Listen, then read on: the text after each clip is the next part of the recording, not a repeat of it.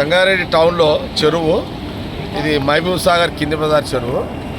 ఇప్పుడు దాదాపు ఈ 6 రోజుల నుంచి 7 రోజుల నుంచి భారీ వర్షాలతోటి సంగారెడ్డి చెరువు మహబూబ్ సాగర్ ఏతుందో బాగా అలుగు వారుతున్నది.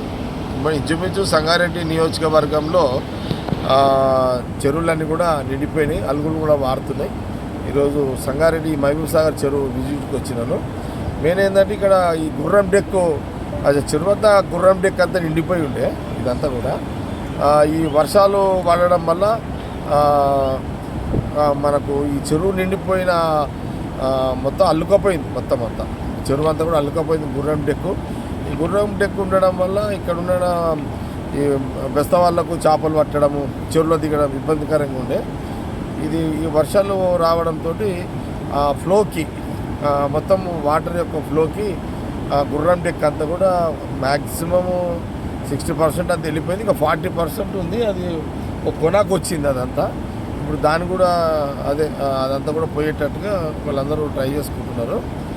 మనం హెచ్ఎండే నుంచి కూడా ఒక మిషన్ కూడా ఇక్కడ గుర్రం డెక్కు తీయడానికి ఒక మిషన్ కూడా ఏర్పాటు చేసి కూడా దాదాపు 5 నెలలు అయింది. ఇంకా బహుశా ఇది ఇంకొక 5 నెలల్లో 1 ఇయర్ ఉండాల్సి వస్తుంది ఇదంతా.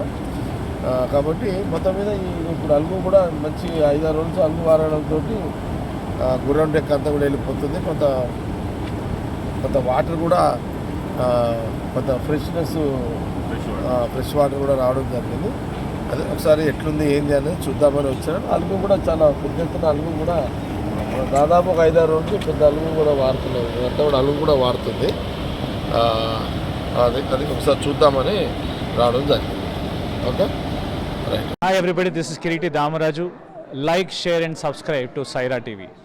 Oh, Saira!